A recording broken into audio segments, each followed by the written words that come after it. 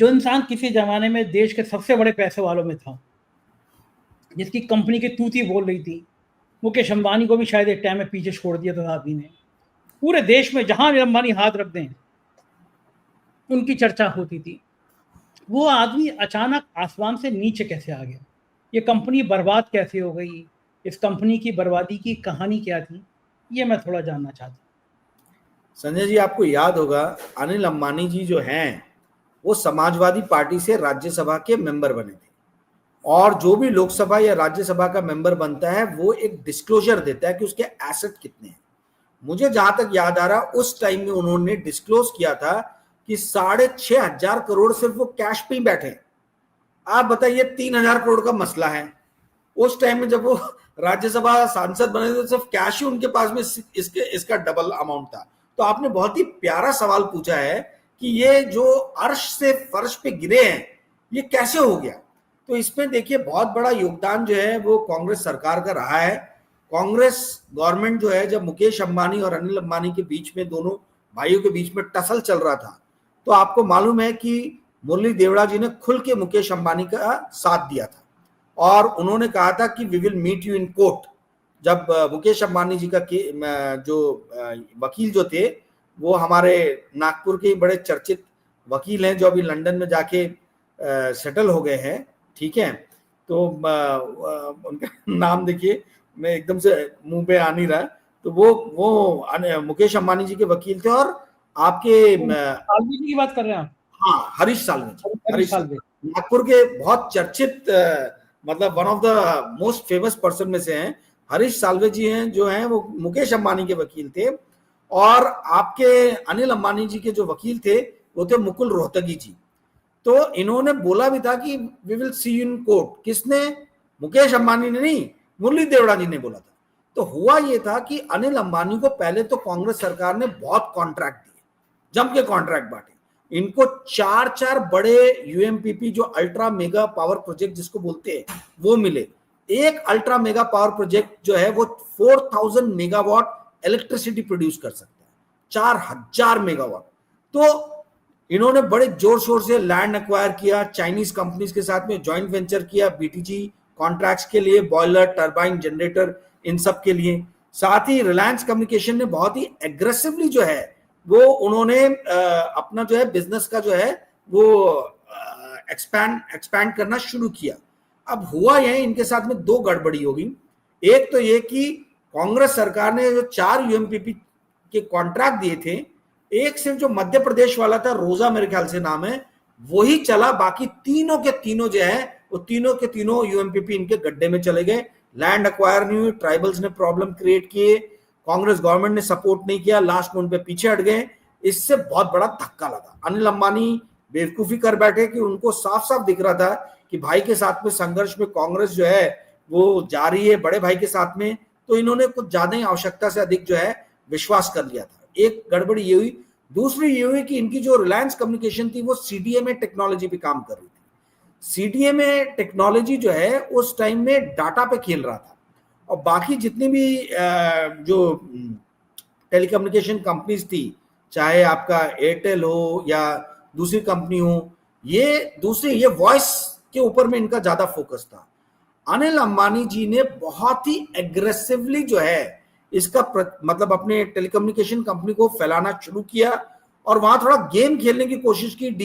DB reality वाले बलवा साहब, शाहिद बलवा, जो कि अगेन इनके बहुत अच्छे मित्र हैं, उनको सामने लाके मतलब ये टेलीकम्युनिकेशन इन्होंने लाइसेंस हासिल किया। ये चाह रहे थे, बाद में ऐसा मुझे पता चला, मेरे ही उन कंपनीज में जो सोर्सेस थे बहुत पहले, उनका कहना था कि बाद में वो बलवा जी की कंपनी इनके साथ मर्ज हो जाती।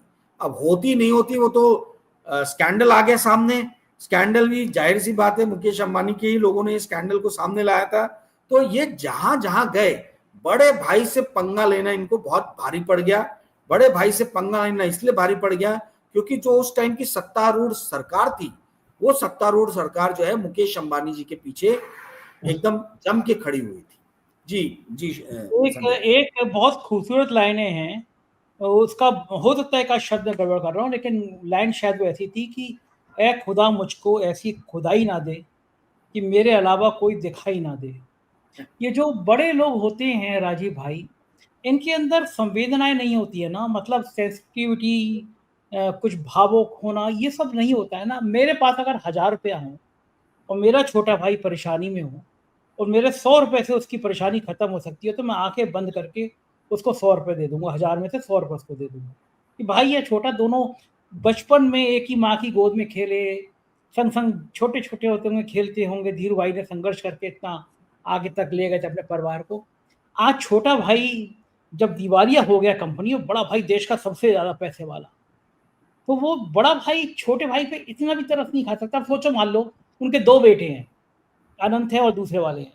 इन दोनों में झगड़ा हो जाए तो मुकेश अंबानी को कैसा लगेगा कि मेरे 2 बच्चे और दोनों के बीच में टकराव हो गया।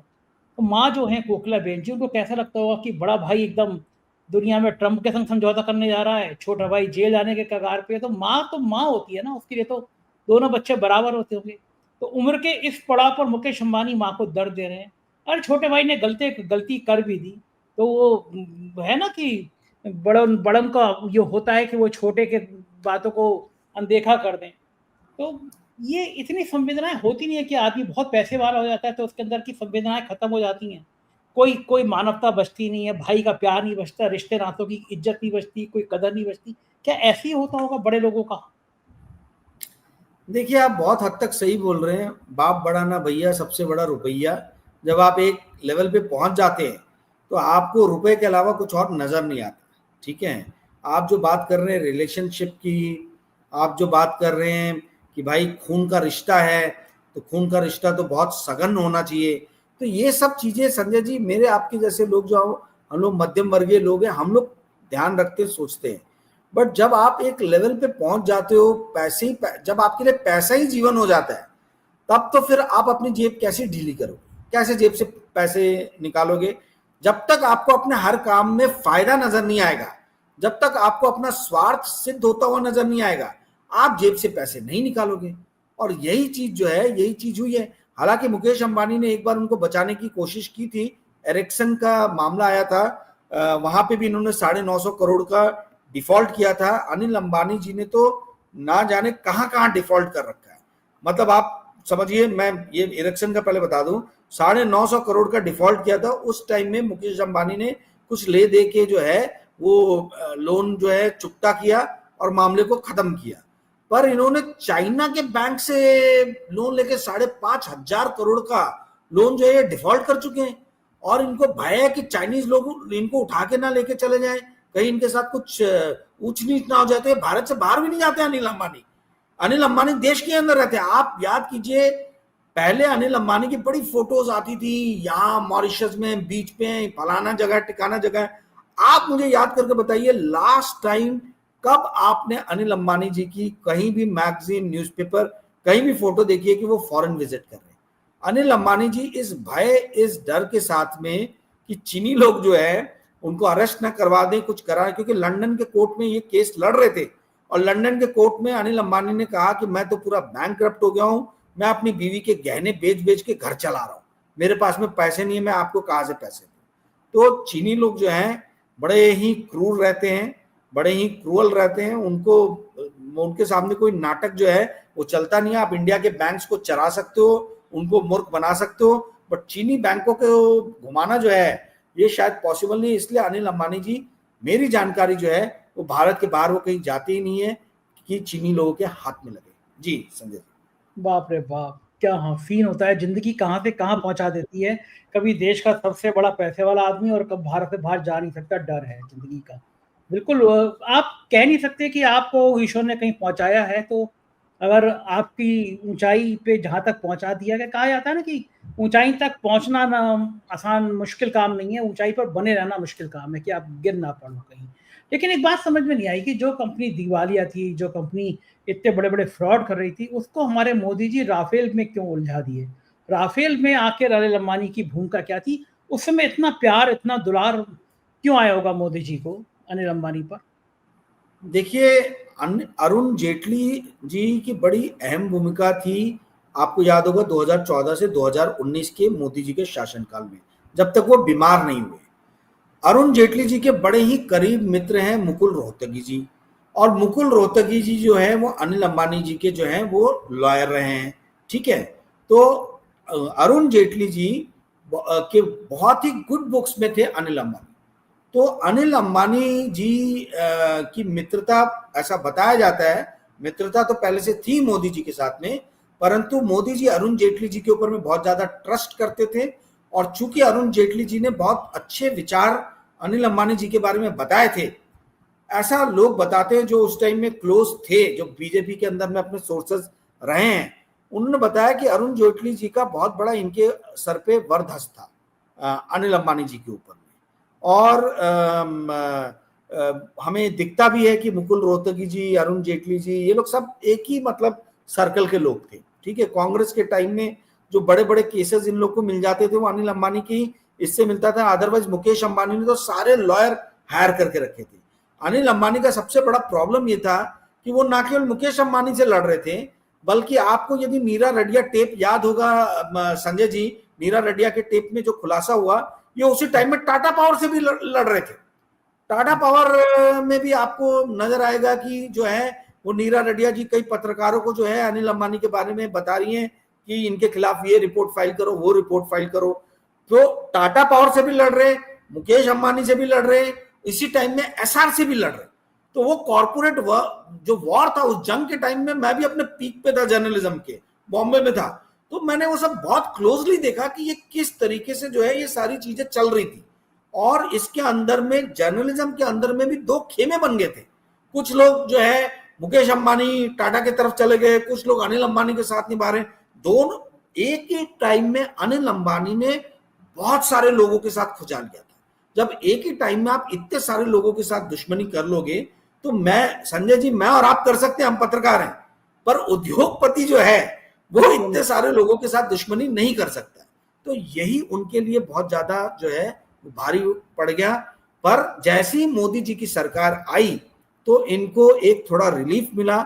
उस टाइम तक इनका डाउनफॉल हो चुका था, इनको फिर से जो है उठाने का प्रयास किया गया राफेल डील में लाके, पर वो सक्सेसफुल नहीं हुआ जी। अच्छा, मेरा सवाल वही है कि मोदी जी क्यों लाए होंगे? उस समय में मोदी जी के मन में क्या चल रहा होगा कि दिवालिया हो रहा है, आदमी इतना बड़े झगड़ों में फंसा हुआ है, उसको लेकर और चलो राफेल में इसको बिचौलिया बनाओ।